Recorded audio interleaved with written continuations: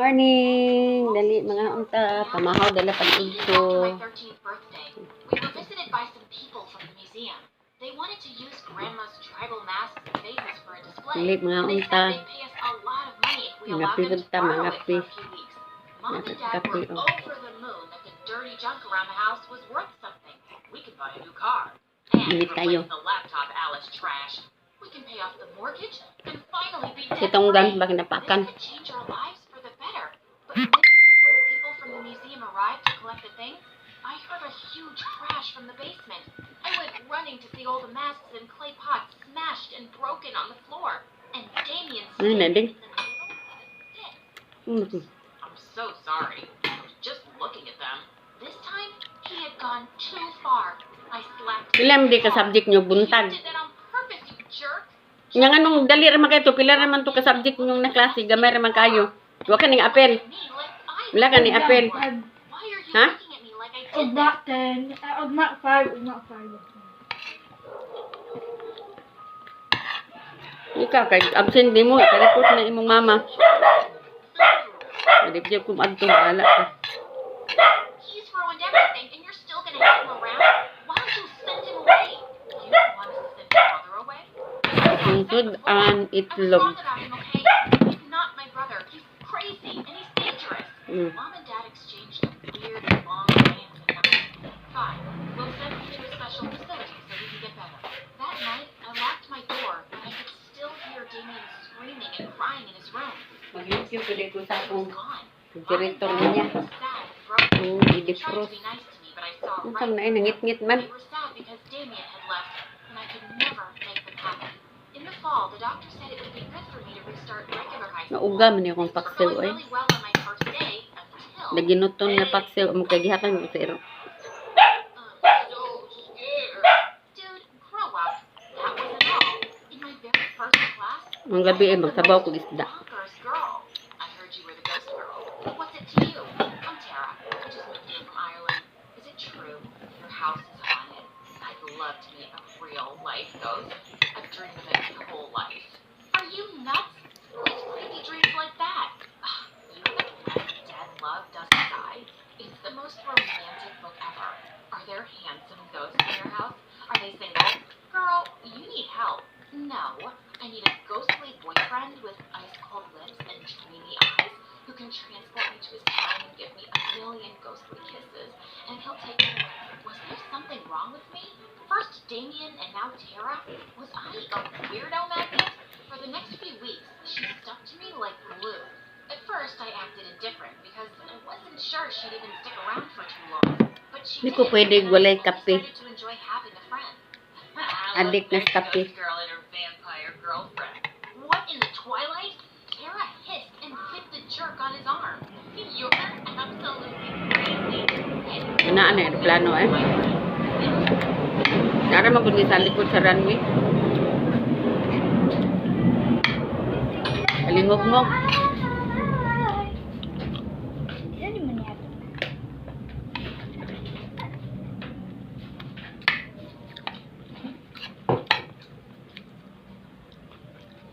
Tasted disgusting. Mas lamig gud kung sabaw imong sudan. Mabusog jud ko basta sabaw. Lugar sabaw. Fell in love with the place. This place is fantastic. Can you imagine the paranormal romances that can take place here? I just laughed and Buko. went to the kitchen to get the sandwiches. But there was already someone in there. Damien, what are you doing here? I'm back. Of course, Mom and Lamin ta Dad ka nang told isda ba nga way you. bukod ka ng bariles galing kay Me away. It was gahi. for their own Nya good mahal. after the mess you made Pero last usahay time. palit lang ko. What kind of facility allows home visits? Sabon na lang pero ang sabaw na lang gupon. They sent me on vacation to Bali to prove how much they loved me and wanted me in the family. I'm back now. And Na I'll pwede make sure kinilaw you kay end up in the bawal facility na. soon. I couldn't believe this was happening. I made some excuse and sent Tara home before Damien did something to her. When my parents got home, I confronted them. You lied to me. He's Hatag dangerous na and akong out sa to get dugay me. kay You hindi still mo. allowed him in our home? Mom started to cry and Dad Ruta na itog ding. You're No. upsetting your mother, Alice. How Wala long is this kamot go doon. on? You don't even care that I'm upset too? You guys are the most selfish parents ever. I'm going to stay at my friend's house because I don't feel safe. Nanad ko kanang kuan ba kanang gulay. Kaway gulay I murag told you we should mag-uga. send her back to school. Dad locked me in my room. I could Nagani hear ka na ko Damien kape. laughing under my door. He was evil. I had to get out of here. I called Tara and told her what was up. Within minutes, she was outside my window.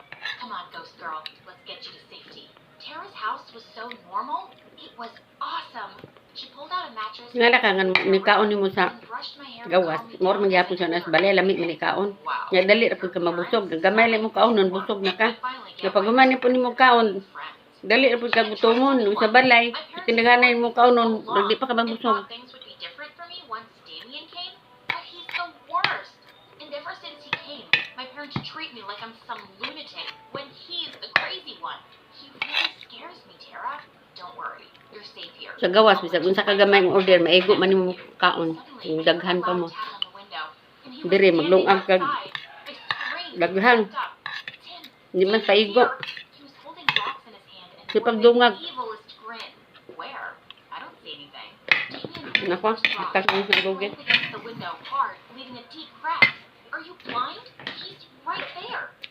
Yung cookies nilang ko. Are you sure you don't like see ghosts or something? Because I can't see anyone. Didn't you hear Kuning the gihimo rock at the gahapon. window? Look, it's left a crack.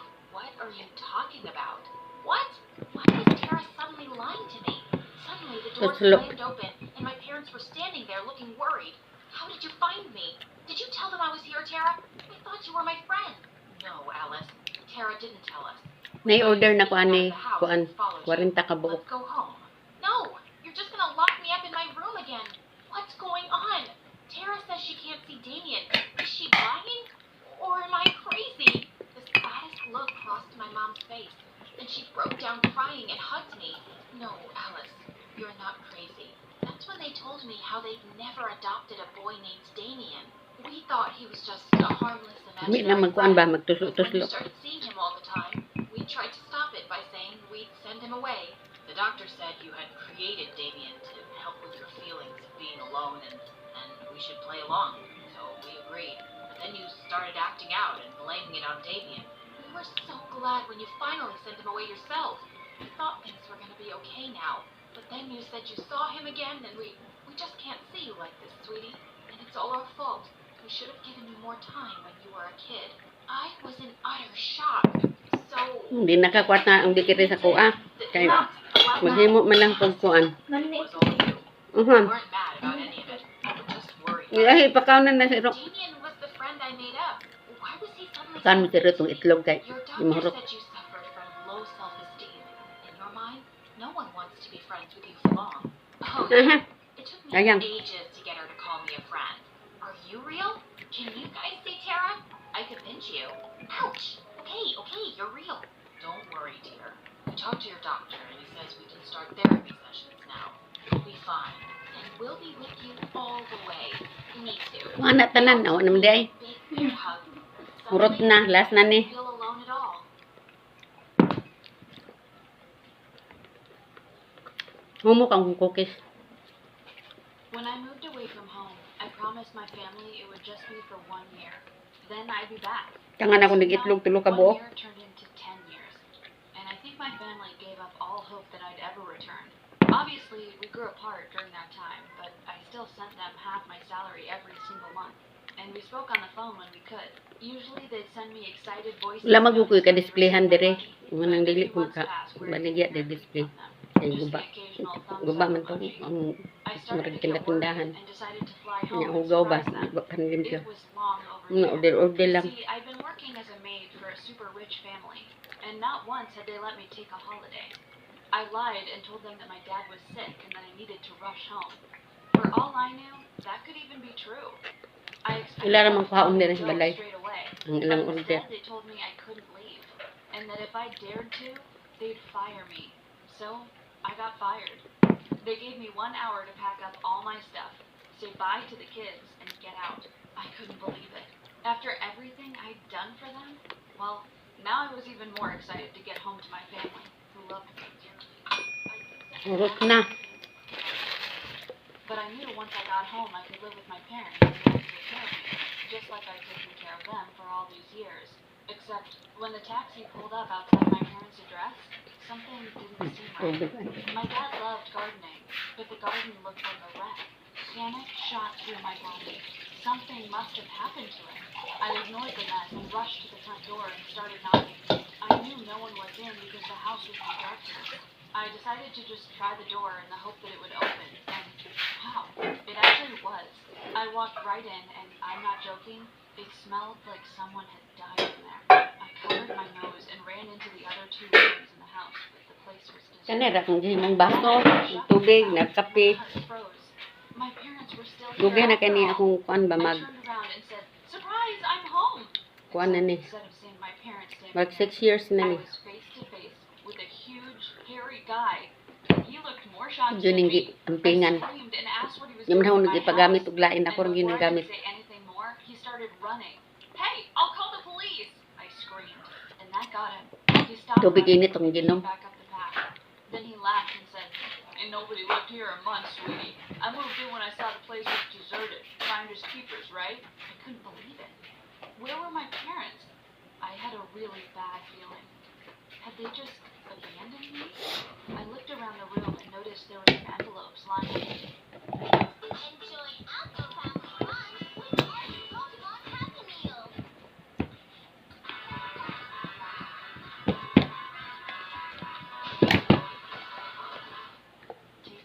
They had my handwriting on them, and they were empty. Di ka kabaon og sabaw din kay kapewa naman ko. Someone had been sending Labo. money to the house, and how sweet it was of them.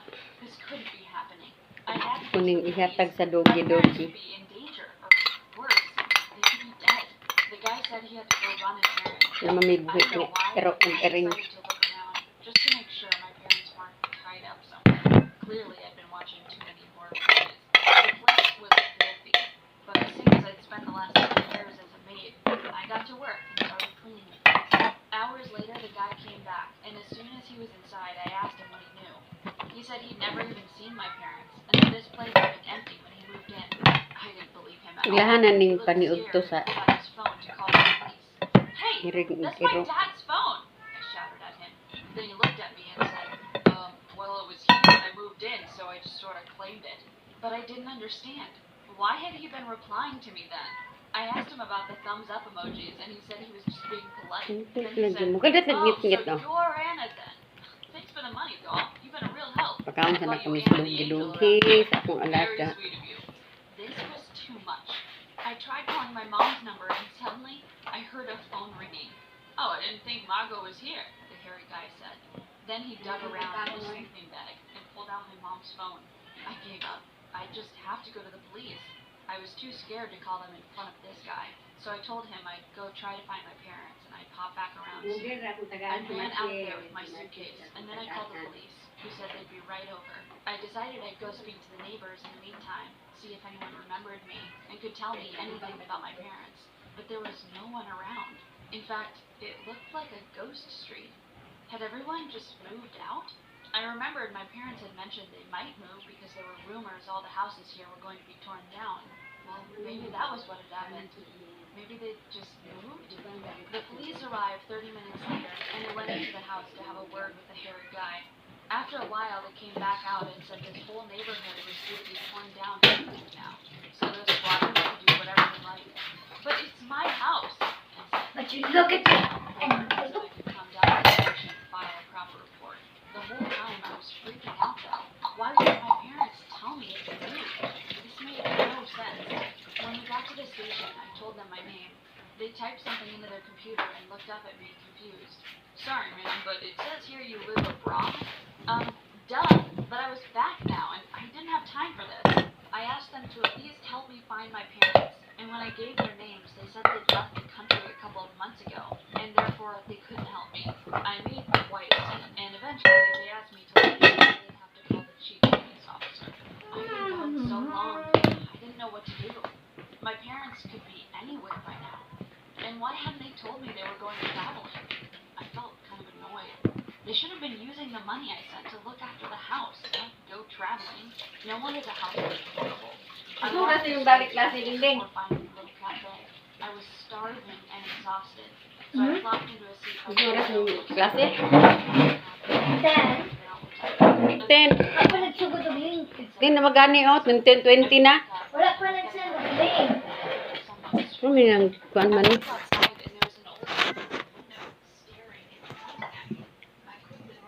Inom sa tubig. She started crying, shaking her head. The coaster and a tear. Oh Lord, why? She kept muttering to herself over and over again. And then Naka-harvest kong bayabas ganina. my grandma had died when I Araw. was so we lost Naka-harvest kong bayabas, balimbing. Ako'y balimbing. Akong bayabas. Bisaya ni siya pero dagko. Nadiri may gagmay, may dagko. May pareho. Dili pareho. Giputol marang balimbing isa. Mapay pagkuan kani isa nila nako na siya ipapulungan kay mawala ang bunga. Kun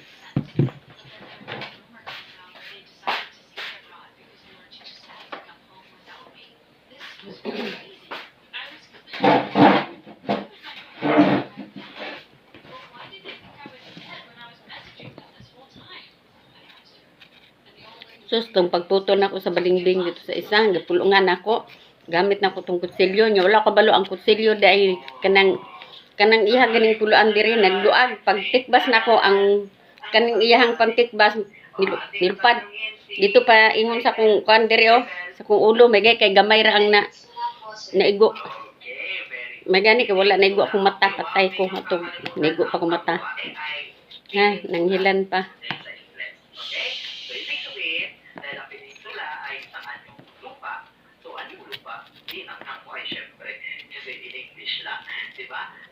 Ano nagmuling tamis mo siya.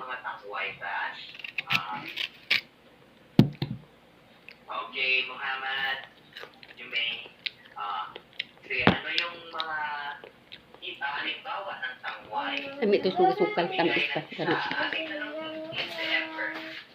India. Okay, India is ang tangway. Very good, Ever. Now let's have Kirby. Indochina. Indochina. Okay, very good. Okay, ano pa? Chan. I hate Arapan. Hit agad pa ano, human ka ano. Nahit mo ng subject to magkapasakag di mo na tunseran. Kalimutan na. Sige, ano pa mga tangway? Aside from Kirby na Gerard, ating tanungin si Rab, magbigay ng isang halimbawa ng isang tangway Rab sa Asya.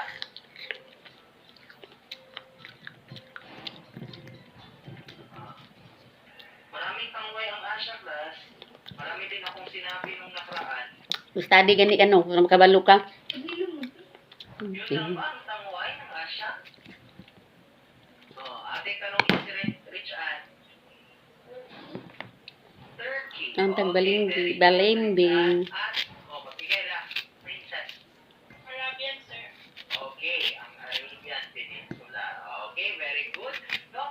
So, yung tangway class, kung titingnan natin ang tangway, ito po ang nakausling lupain.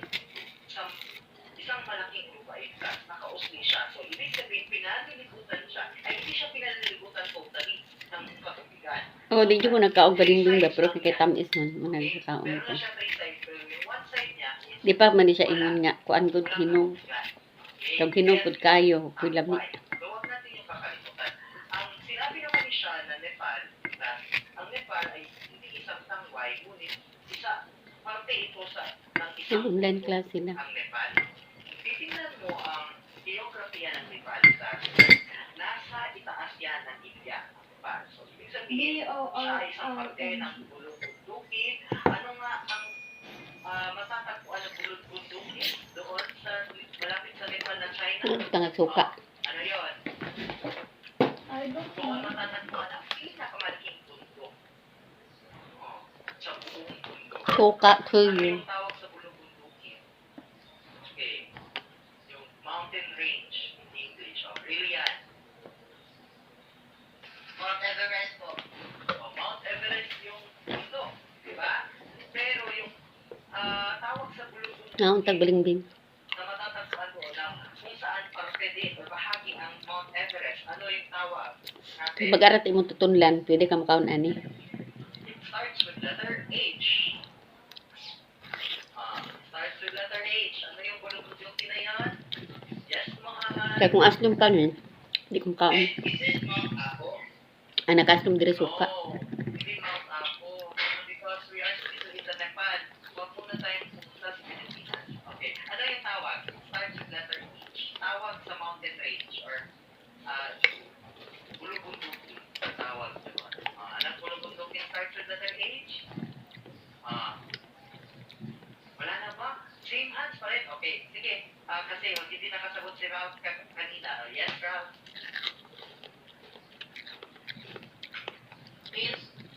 Heels nga ba? Ang tawag? Okay, heels nga ba? O, iba din yun na. Atin mo pa ang heels. Okay. So, ating tawagin si Daryl. Daryl. Himalayas, sir. Okay, very good. The Himalayan Mountain Range or Himalayas in short.